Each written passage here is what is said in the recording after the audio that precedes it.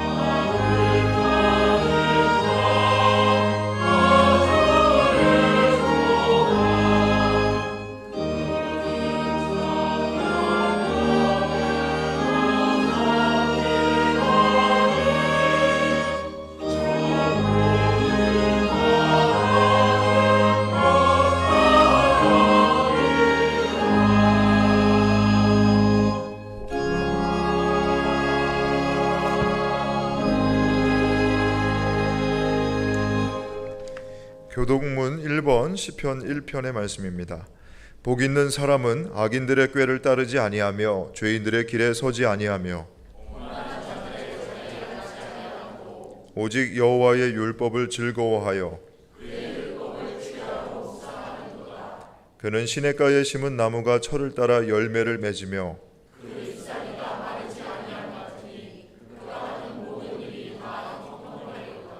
악인들은 그렇지 아니하며 그러므로 악인들은 심판을 견디지 못하며 무릇 의인들의 길은 여호와께서 인정하시나 악인들의 길은 망하리로다. 아멘.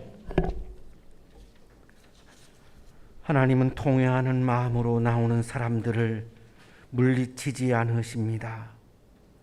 이제 우리들의 죄를 뉘우치고 고백합시다.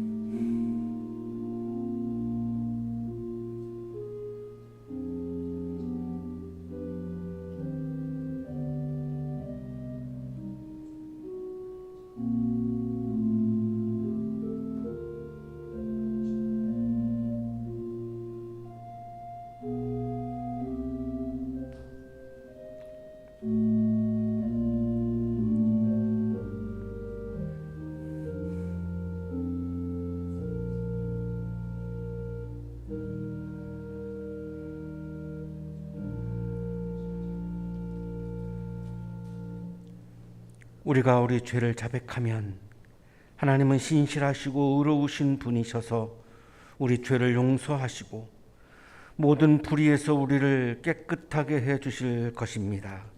아멘.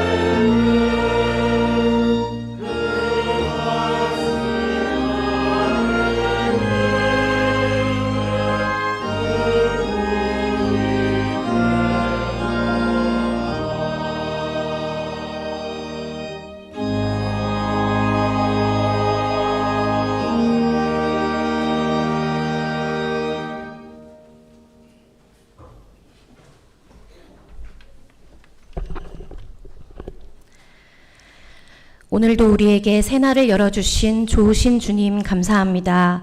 무덥고 힘든 날씨 속에서도 먹을 것과 입을 것과 쉴 곳을 내어주셔서 감사드립니다.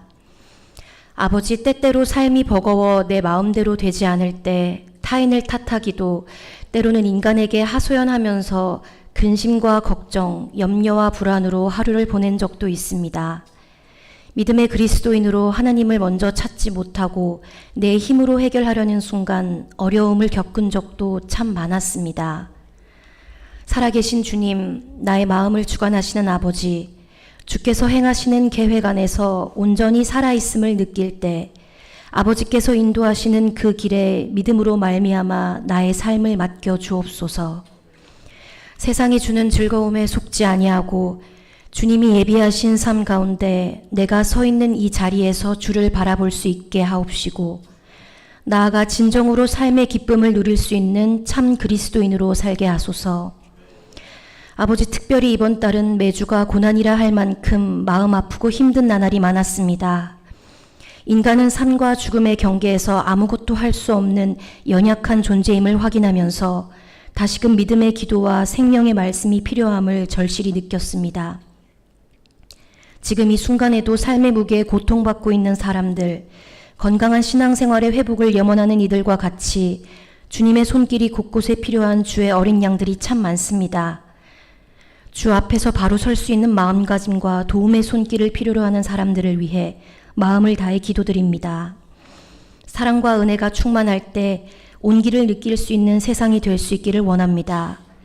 매일 매순간 주의 보살핌 아래 영적인 신앙의 성숙과 더불어 주를 바르게 섬길 수 있는 삶을 살게 하소서.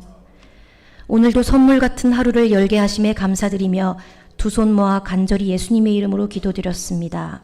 아멘.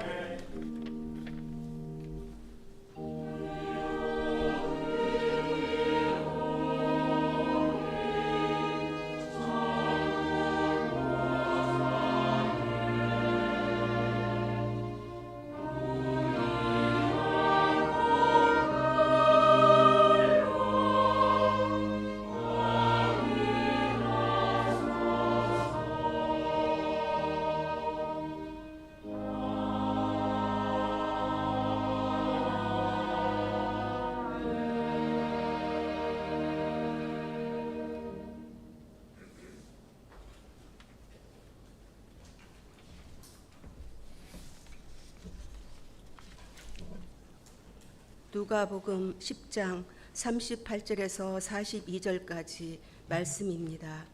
그들이 길을 가다가 예수께서 어떤 마을에 들어가셨다. 마르다라고 하는 여자가 예수를 자기 집으로 모셔드렸다. 이 여자에게 마리아라고 하는 동생이 있었는데 마리아는 주님이 발곁에 앉아서 말씀을 듣고 있었다. 그러나 마르다는 여러 가지 접대하는 일로 분주하였다. 그래서 마르다가 예수께 와서 말하였다. 주님, 내 동생이 나 혼자 일하게 두는 것을 아무렇지 않게 생각하십니까? 가서 거들어 주라고 내 동생에게 말씀해 주십시오. 그러나 주님께서는 마르다에게 대답하셨다. 마르다야, 마르다야, 너는 많은 일로 염려하며 들떠 있다. 그러나 주님의 일은 많지 않거나 하나뿐이다. 마리아는 좋은 몫을 택하였다. 그러니 아무도 그것을 그에게서 빼앗지 못할 것이다. 복음서의 말씀입니다.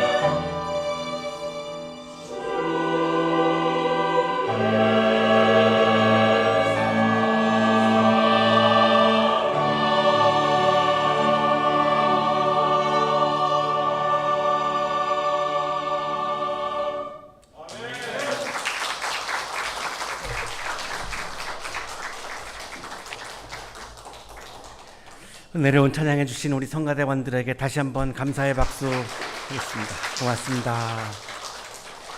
옆에 계시는 분과 사랑의 인사 나누시겠습니다. 사랑합니다. 보고 싶었습니다.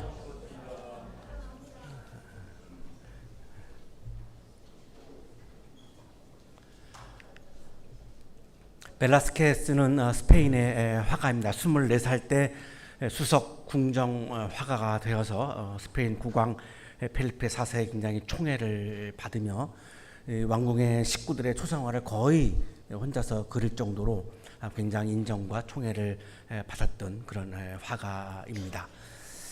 마르다와 마리아의 집에 있는 그리스도라고 하는 이 그림은 이 벨라스케스가 20살 때 그린 그런 작품입니다. 정말 천재 화가 중에 한 분인 것 같습니다. 이 그림을 보면 전면 그리고 창 너머 이렇게 두 장면으로 이렇게 분리되어 있습니다. 전면에는 부엌이 나오고 있습니다. 마르다입니다. 요리를 하고 있습니다.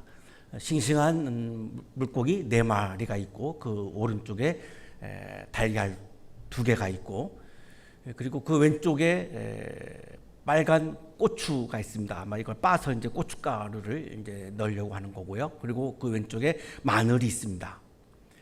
그리고 계란 위로 보시면은 병이 하나 있는데 아마 올리브 기름으로 그렇게 추측이 됩니다. 왜냐하면 생선을 굽고 생선을 찍어 먹는 소스로 아이올리라고 하는 소스가 그렇게 유명했다고 합니다. 이 아이올리 소스는 계란 그리고 고춧가루 그리고 마늘 올리브유를 섞어서 만드는 마요네즈 비슷한 그런 소스라고 알려져 있습니다.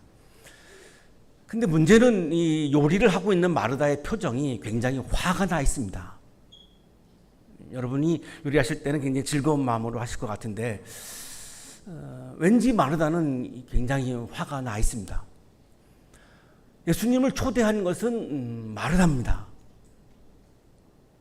그래서 자신이 초대한 고대하고 고대했던 예수님이 지금 집에 오셨고 한 지붕 아래에 있으면 너무너무 가슴이 설레고 기쁠 것 같은데 근데 마르다는 굉장히 지금 심통이 나 있고 불평과 원망으로 가득 차 있고 굉장히 화가 나 있는 표정을 보이고 있습니다.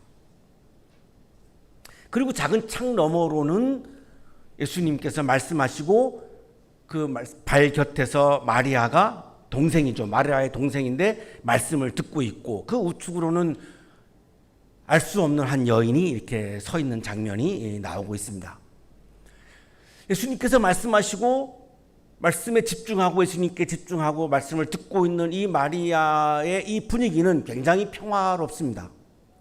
아까 보았던 마르다가 있는 부엌은 굉장히 소란스럽고 분주하고 요란스러운데 이 마리아가 예수님의 말씀을 듣고 있는 이곳은 굉장히 평화롭고 신비롭고 예수님을 이렇게 바라보고 있는 그 관상적인 태도 너무너무나 이렇게 신비로운 모습을 우리에게 보여주고 있습니다. 부엌에서 절구질을 하면서 봉사하는 마르다, 예수님의 말씀을 경청하고 있는 마리아가 묘한 대비를 보여주고 있습니다. 벨라스케스라고 하는 화가가 얼마나 성서적인 이해가 깊었는지 놀라울 수밖에 없습니다. 말씀을 묵상하고 준비하면서 와 정말 대단하다라고 하는 감탄을 하지 않을 수가 없었습니다. 오늘의 성서일과 본문은 바로 우리가 조금 전에 보았던 이 예수님께서 이 작품에 등장하는 마르다와 마리아의 집에 계실 때에 일어났던 사건이 오늘 성서일과 본문의 내용입니다. 마르다는 예수님의 말씀을 경청할 시간이 없을 정도로 봉사하는 일에 분주합니다.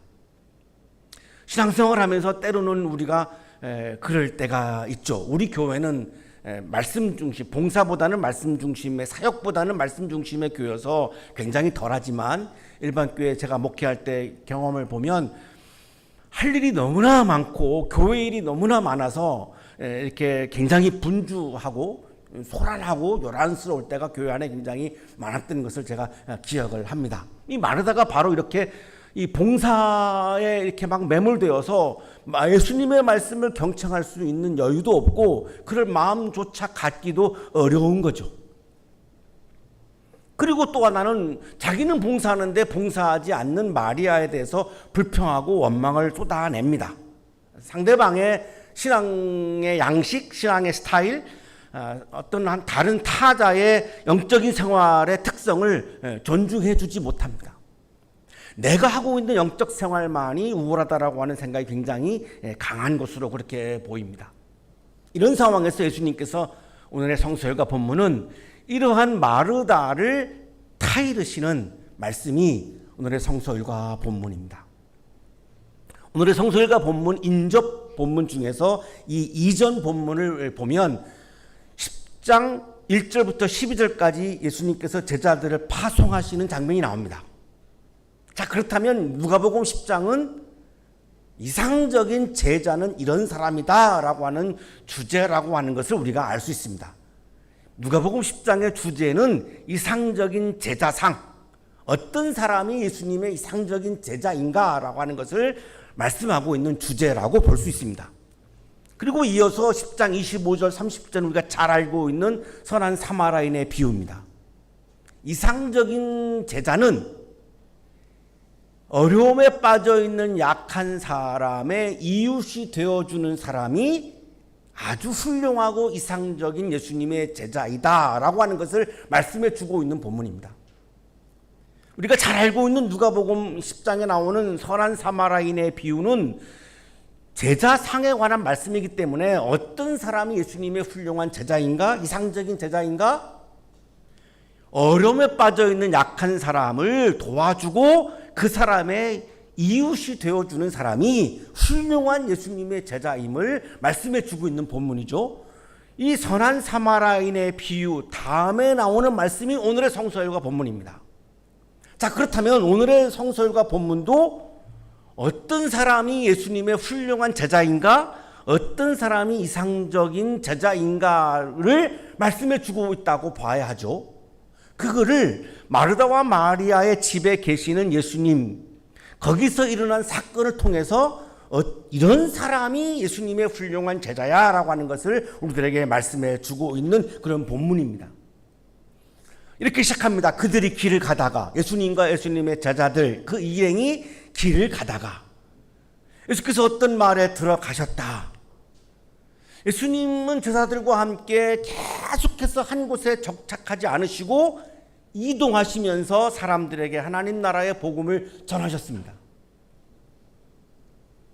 질들레즈라고 하는 철학자는 이거를 노마드라고 부르기도 하고, 신학 주석가인 타이센 교수는 하나님 나라의 복음을 전하는 계속해서 이동하고 있는 예수님과 제자 일행을 가리켜서 카리스마적 유랑자다 이렇게 표현을 하기도 합니다. 이 들어갔던 마을은 요한복음 11장 1절에 의하면 베단이라고 하는 마을입니다. 예루살렘에서 동쪽으로 한 3km 떨어져 있는 그런 작은 마을인데요. 이 베단이라고 하는 마을에 마르다와 마리아가 살았습니다. 이 마르다와 마리아의 오빠는 그 유명한 예수님께서 다시 살려냈던 나사로라고 하는 사람입니다. 그러니까 이 세 남매가 베단이라고 하는 마을에서 살았던 거죠. 지금은 아마 이 나사로는 없는 것 같고 마르다와 마리아 자매만 지금 이 집에 있는데, 이때 예수님이 이 집에 이제 들어간 것이고 마르다가 예수님을 초대한 겁니다. 타이센 교수는 마르다처럼 지역에 거주하면서 예수님과 함께 이렇게 다니지 않고 지역에 자기 집에 거주하면서 예수님을 따르고 하나님 나라를 받아들이고 예수님의 말씀을 수용했던 이 제자들을 지역 동조자 이렇게 부르고 있습니다. 예수님과 같이 일행들은 계속해서 이동했는데 이 카리스마적 유랑자 중에 딱 마르다는 예수님 한 분만, 예수님의 일행을 다 초대하지 않고 딱 예수님 한 분만 자기 집에 초대한 겁니다. 왜 그랬을까요? 예수님이 중요했던 거죠. 제자니까. 초대해서 뭐 하려고요? 예수님의 말씀을 듣고 싶었겠죠. 왜 들으려고 했을까요? 예수님의 말씀을 들으면 내가 하나님의 나라를 경험할 수 있으니까. 일상에서 살아가는데 많은 어려움이 있지만 말씀을 통해서 내가 하나님의 나라를 경험하면 그 하나님의 나라에서 살아가는 그 기쁨이 나의 일상에서 오는 어려움들을 이겨낼 수 있는 확신이 있기 때문에 큰 기대를 하고 예수님 한 분만 집에 모셔드리고 초대를 했습니다. 자, 그랬는데 동생 마리아는 예수님의 발곁에 앉아서 예수님의 말씀을 듣습니다. 이 발곁에 랍비 선생님의 이 발곁에 앉아서 말씀을 듣는 모습은 유대인들의 그 전형적인 제자의 모습입니다. 유대 문화에서 제자들은 선생님이 말씀하시면 이 발곁에 앉아서 선생님을 이렇게 바라보면서 그 말씀을 듣고 가르침을 받았습니다. 이건 제자들이 하고 있는 모습입니다. 이 모습을 보면 마리아는 내가 예수님의 제자야라고 하는 자의식이 있는 겁니다. 유대 문화에서 예수님의 선생님의 랍비 발곁에서 말씀을 듣는 사람은 남성 수제자만이 그 자리에 앉을 수 있습니다. 여성은 그 자리에 앉을 수 없습니다. 그런데 마리아는 용감하게 남성 수제자만이 앉을 수 있는 그 위치에 딱 앉아가지고 예수님에게 집중하면서 예수님의 말씀에 몰두하면서 예수님의 말씀을 듣고 있습니다. 나는 예수님의 제자야라고 하는 모습을 분명히 보여주고 있는 거죠. 마리아는 나는 예수님의 제자야라고 하는 자의식을 가지고 있는 것이고, 예수님의 제자가 가장 중요한 게 뭐야? 예수님이야. 선생님이야. 선생님의 가르침이야. 선생님의 말씀이야. 그리고 그 선생님의 말씀을 통해서 내가 경험할 수 있는 하나님의 나라야 라고 하는 이 의식이 분명한 겁니다. 마리아는 어떤 사람이 예수님의 훌륭한 제자인가를 분명히 알고 있습니다. 정말 신기하게도 알고 있습니다. 그래서 그 모습을 완벽하게 지금 보여주고 있는 겁니다. 자, 그런데 마리아는 예수님의 말씀을 듣지 않습니다. 예수님에게 집중하지 않습니다. 예수님에게 몰두하지 않습니다. 예수님이 좋고 예수님의 말씀을 들으려고 정작 자기가, 마리아도 아니죠, 마르다가 자기가 예수님을 초대해놓고 자기는 예수님의 말씀에 귀를 기울이지도 않고 예수님에게 집중하지도 않고 다른 여러 가지 일로, 접대하는 일로, 봉사하는 일로 분주합니다.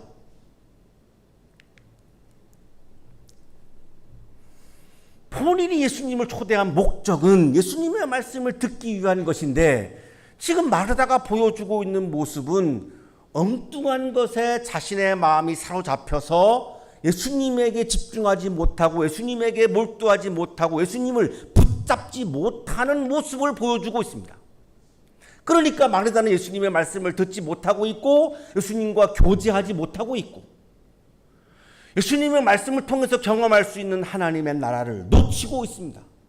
이 모습을 이상적인 예수님의 제자상이라고 볼 수는 없는 거죠. 제자에게 가장 중요한 것은 선생님입니다. 우리 그리스도인들에게 가장 중요한 것은 예수님입니다. 그러면 그 예수님을 어떻게 만납니까? 예수님의 말씀으로 만납니다. 왜냐하면 예수님은 이 시간에 말씀으로 현현하시기 때문이죠. 그 예수님의 말씀을 왜 듣습니까? 예수님의 말씀을 들어야 예수님을 만날 수 있고 예수님을 교제할 수 있고, 예수님과 교제하면 그 교제하는 기쁨, 하나님 나라의 기쁨이 가득하기 때문입니다. 이거를 제외해놓고 우리 그리스도인들에게 더 중요한 것은 없는 겁니다. 여기서 하나 문제가 있습니다. 그러면 봉사는 다 필요 없는 거냐라고 이렇게 반박하는 분들이 계십니다. 오늘 말씀은 말씀과 봉사를 대립시켜 놓고 봉사는 필요 없고 말씀만 중요하다, 이런 말씀이 전혀 아닙니다. 잘 우리가 보아야 하는 부분이 바로 요 지점입니다. 마르다는 예수님께 요청하죠. 나를 거들어 주라고 동생에게 말씀해 주세요. 마르다는 굉장히 지금 화가 나 있습니다. 예수님에게 집중하고 있다면 기쁘겠죠. 예수님의 말씀을 먼저 들었더라면, 요리를 하기 전에 먼저 예수님의 말씀을 들었더라 하면 예수님과 교제하는 기쁨이 가득했겠죠. 그리고 주방으로 갔다면 그 요리할 때 나에게 좋은 말씀을 주신 내가 예수님에게 이렇게 좋은 요리를 할 수 있다니 이게 얼마나 영광인가 막 기쁨으로 요리를 했겠죠. 식구들이 예쁠 때 주방에서 요리를 하면 그 요리하는 사람이 굉장히 마음이 기쁘죠. 식구들이 왼수로 모일 때는 요리할 때 참 지겹고 참 불편하죠. 마르다가 화가 나 있는 거 보면은 지금 예수님을 좋아하지도 않고 예수님을 기뻐하지도 않고 예수님은 지금 안중에도 없는 거로 분명히 그렇게 보입니다. 예수님이 기쁘고 예수님을 기뻐했다고 한다면 얼마나 즐거운 마음으로 음식 봉사를 할 수 있었을까? 그러나 마르다가 예수님과 함께 있으면서 화가 난 것을 보면 마르다의 마음은 예수님에게 있지 않아요. 교회에서 봉사하는 일에 분주한 그리스도인들이 굉장히 위험한 지점이 이겁니다. 예수님을 제껴놓고 그냥 봉사 자체에 빠져버릴 수가 있다는 것입니다. 봉사가 나쁘다는 것이 아닙니다. 필요 없다는 것이 아닙니다. 봉사가 없으면 어떻게 교회가 운영이 되겠습니까? 문제는 예수님을 제쳐놓고 예수님에게는 전혀 마음도 없고 다른 것에 마음이 가 있는 것이 문제인 거죠. 예수님의 마르다의 마음을 채우고 있는 것은 예수님과 예수님의 말씀이 아니라 다른 겁니다. 그게 뭘까? 궁금해지는 부분이죠. 그게 뭘까? 성서학자들의 해석을 종합해보면 이런 겁니다.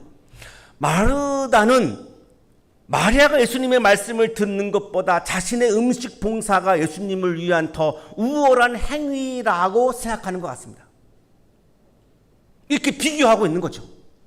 분명히 예수님도 음식을 드셔야 되는데 그러면 내가 음식을 준비하는 내가 더 훌륭한 제자이지 아무런 일도 안 하고 저기 예수님 발곁에 그냥 쪼그리고 앉아가지고 예수님만 바라보고 있는 저 마리아가 훌륭한 제자라고 말도 안 돼. 내가 더 훌륭한 제자지. 예수님의 말씀인 로고스보다 내가 하고 있는 봉사 디아코니아가 더 중요하지. 이런 마음을 가지고 있는 것 같습니다. 그러니까 화가 나 있는 거죠. 예수님의 말씀을 듣고 예수님과 교제하는 것보다 그 기쁨보다 자신이 하고 있는 봉사의 우월을 나타내고 싶은 마음이 더 강한 것 같은 겁니다. 마르다에게 왜 신앙이 없겠습니까? 예수님을 초대한 거 보면 마르다에게 굉장히 훌륭한 신앙이 있는 거죠. 그런데 지금 이런 위험에 빠져 들어가고 있는 거죠. 우리도 얼마든지 이런 위험에 빠져 들어갈 수 있는 거죠. 예수님과 무관한 신앙생활, 예수님이 빠져있는 신앙생활, 예수님과 무관한 교회생활, 예수님과 무관한 예배 생활, 이게 우리가 쉽게 빠질 수 있음을 보여주고 있습니다. 마르다가 훌륭한 신앙이기 때문에 그렇습니다. 그래서 동생 마리아가 예수님의 말씀을 듣는 것을 멈추고 자신의 음식 봉사를 도와주라고 말씀할 것을 예수님에게 요청하죠. 마르다가 주장하는 대로 만약 마리아가 말씀 듣는 것을 중단하고 음식 봉사를 도우면 어떤 일이 벌어질까요? 예수님께서는 말씀을 중단하셔야 합니다. 말씀의 중단은 하나님 나라의 중단입니다. 설교 원고를 딱 마치고 이렇게 다시 한번 읽으면서 제가 가장 은혜 받은 문장이 이 문장이었습니다. 말씀의 중단은 하나님 나라의 중단이다. 어디에도 없는 이렇게 주신 문장이었는데 반응이 없는 거 보니까 저만 아마 은혜 받으신 것 같습니다. 말씀의 중단은 하나님 나라의 중단이다. 위로해 주셔서 감사합니다. 그리고 마르다가 예수님한테 감히 이래라 저래라 하고 있죠. 당연히 예수님이 마리아에게 너 가서 음식 봉사를 도와야 돼라고 하는 상황이라면 예수님이 알아서 하시겠죠.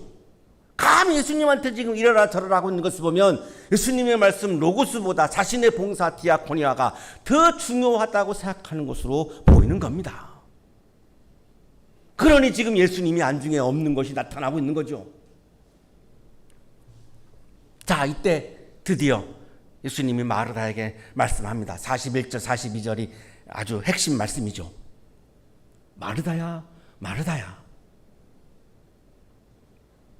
어떤 어조로 느껴지시나요? 타이르는 느낌이 들죠.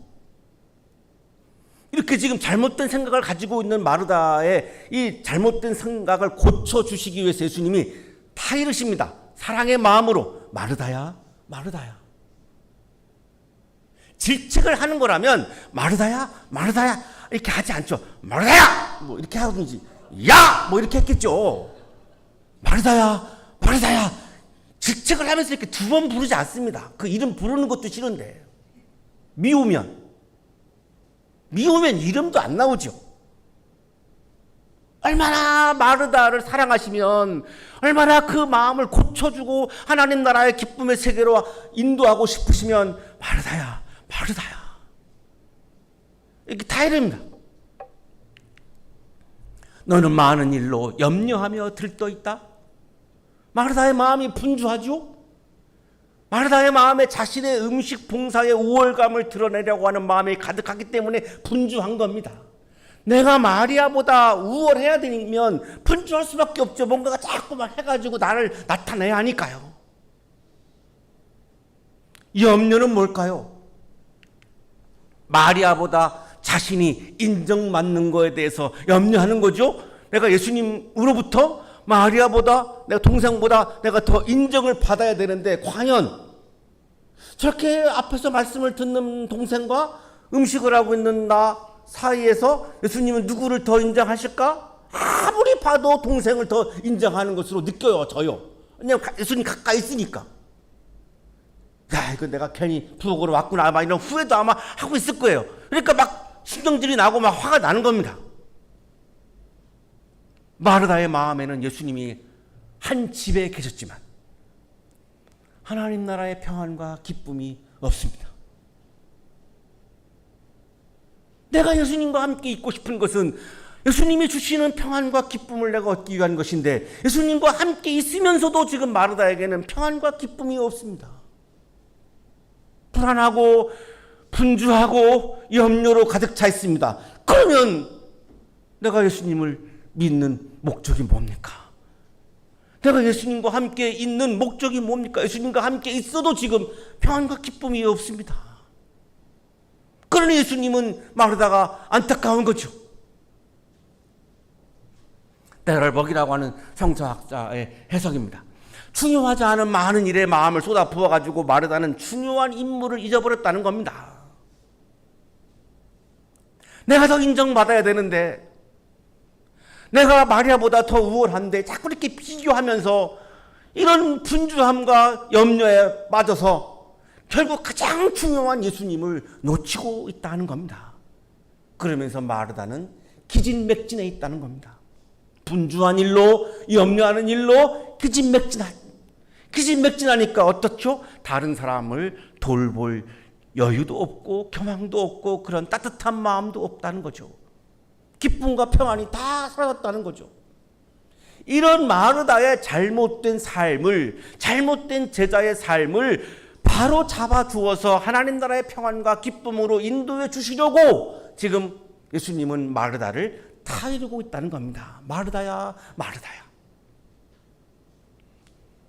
주님의 일은 많지 않거나 하나뿐이다. 마리아는 좋은 몫을 택하였다. 예수님은 말씀과 봉사, 마르다와 마리아를 대립시켜 놓고 어느 한쪽을 손을 들어주는 그렇게 하시지 않고 있습니다. 종교개혁자들이 하는 방법이에요. 믿음이냐 행위냐 이렇게 대립시켜 놓고 한쪽 손을 드는 종교개혁자들의 행위인데 예수님은 지금 그렇게 하지 않습니다. 마르다보다 마리아가 더 훌륭하다, 봉사보다 말씀 듣는 게 더 훌륭하다, 이런 차원으로 지금 말씀하는 것이 아닙니다. 마르다를 타이르고 있는 겁니다. 대립시켜가지고 한쪽 편을 드시는 것이 아니라 마르다를 타이르는 데 집중하고 있는 겁니다. 만일 예수님이 그런 입장이었다면 마르다야, 너도 마리아처럼 내 발 곁에 와서 내 말을 들어, 이렇게 말씀하셨겠죠. 그럴 거 아니겠습니까? 예수님의 입장이 그런 입장이라면 너도 와서 내 말을 들어, 이렇게 말씀하셨겠죠. 그래서 예수님의 말씀은 마리아는 좋은 몫을 택하였다. 이 말씀에는 뭐가 전제되어 있을까요? 네가 선택한 목도 좋은 선택이 될 수 있다라고 하는 가능성을 말씀하고 있는 겁니다. 말씀은 로고스는 훌륭하고 봉사는 필요 없다라고 하는 말씀이 아닌 게 확실한 것이, 너도 내 앞에 와서 말씀을 들어 이렇게 말씀하지 않고 마리아는 좋은 몫을 택하였다, 이 말씀에는 너의 선택도 좋은 몫이 될 수 있어라고 하는 말씀이 전제되어 있기 때문에 이렇게 표현하시는 거죠.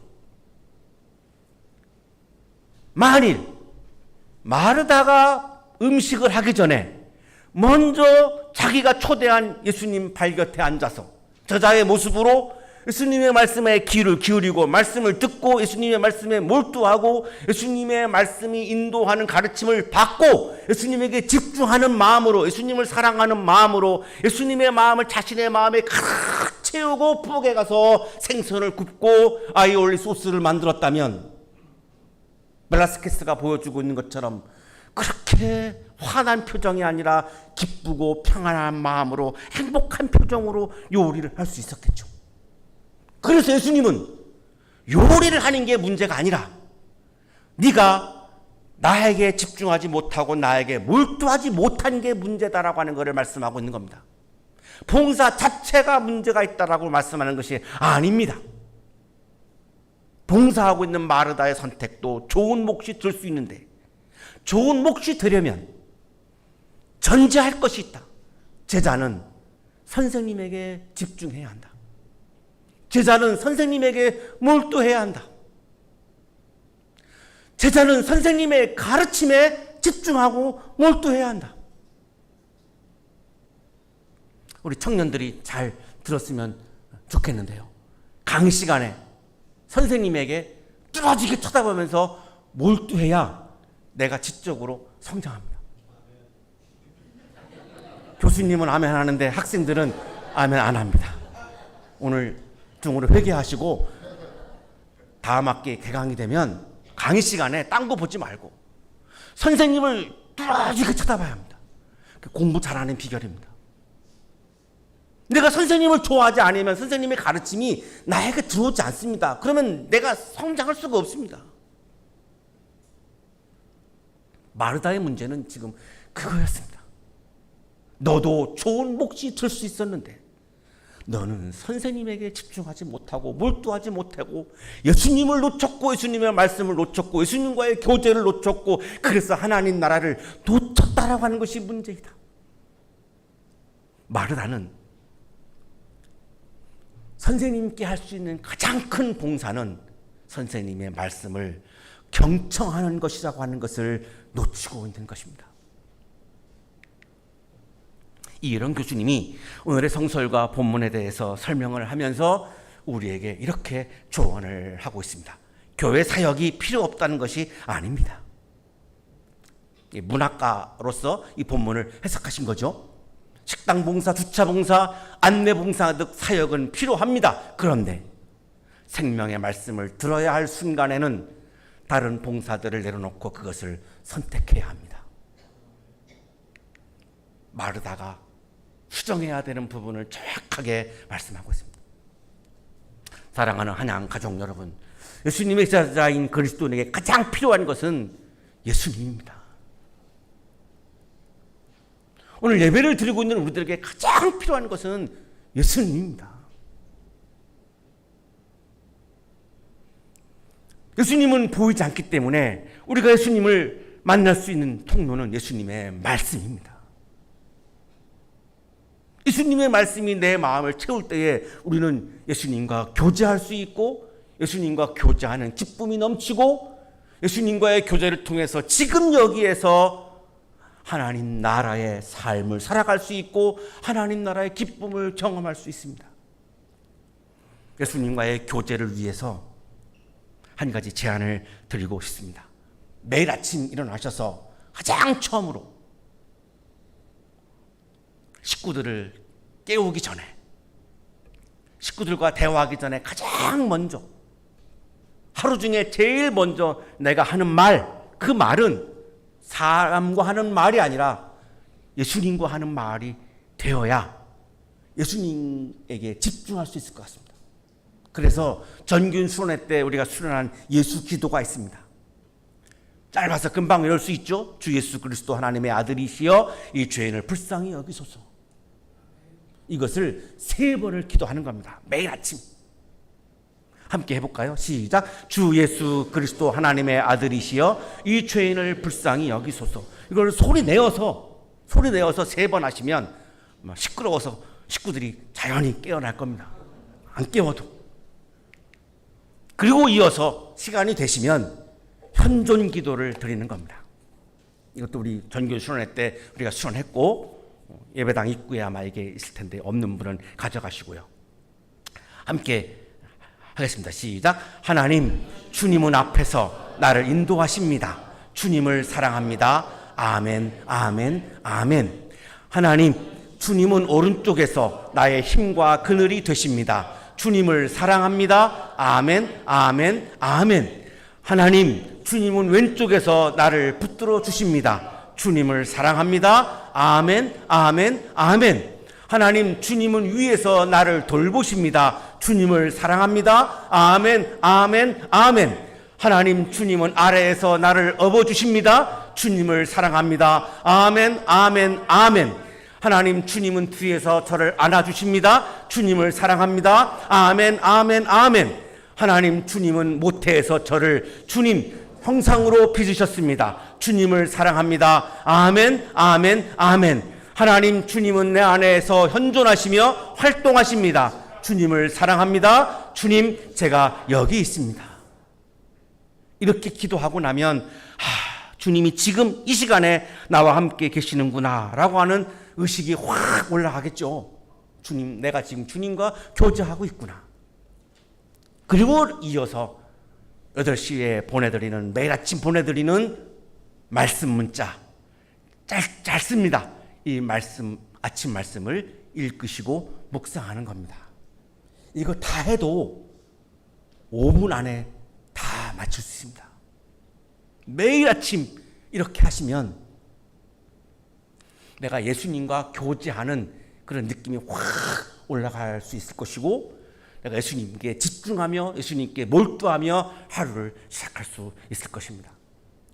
예수님께 드리는 매일 기도, 매일 말씀 묵상을 통해서 예수님과의 교제가 이루어지셔서 하나님 나라의 기쁨이 가득한 아름다운 삶을 살아가시기를 간절히 축원합니다.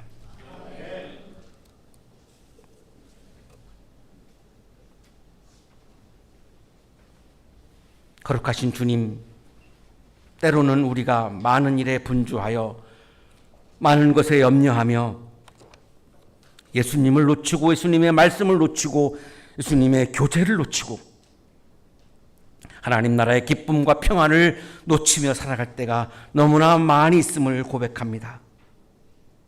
주님, 우리에게 믿음을 주셔서 주님에게 집중하는 믿음, 주님의 말씀에 집중하는 믿음, 주님과의 교제에 집중하는 믿음을 주셔서 지금 여기에서도 하나님 나라의 기쁨과 평안을 누리며 살게 해 주시옵소서.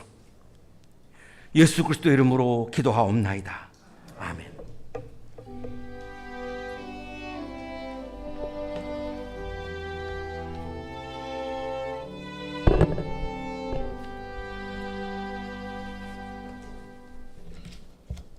자, 교회 소식 알려드리겠습니다. 자, 오늘은 성령 강림절 후 9째 주일입니다. 다음 주일은 성령 강림절 후 10째 주일로 해당 성서일과 본문 창세기 18장 20절에서 32절까지의 말씀입니다. 자, 이 본문 가지고 담임 목사님께서 소돔과 고모라의 멸망에서 배우는 중요한 교훈이라는 제목으로 설교해 주실 텐데 주중에 본문을 묵상해 주시기 바랍니다. 자, 다음 주 8월 6일 주일 예배 후에 우리 청년교회는 경기도 시흥에 소재한 물왕숲 캠핑파크에서 야외 활동 진행합니다. 신혼부부가 된 박서연이님 그리고 박명철님, 이 두 부부의 가정, 집들이 겸 청년 야외 활동으로 모일 예정입니다.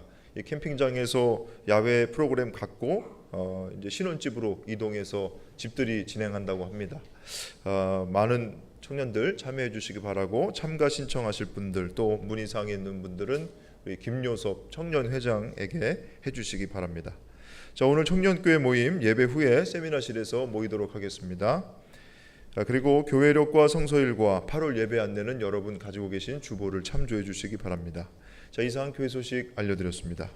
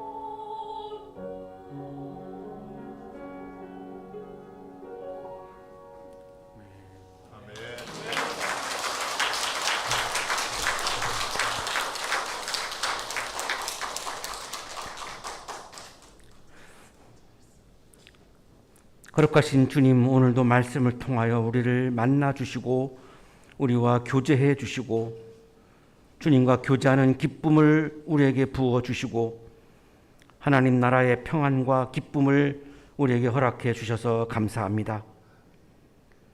주님께 집중하고 주님께 몰두할 수 있는 제자의 믿음을 허락하여 주셔서 감사합니다. 감사의 마음을 찬양과 예물에 담아 올려드리오니 기쁘게 받아주시고 예물과 찬양을 드리는 손길 위에 크신 은혜를 부어 주옵소서. 예수 그리스도 이름으로 기도하옵나이다. 아멘.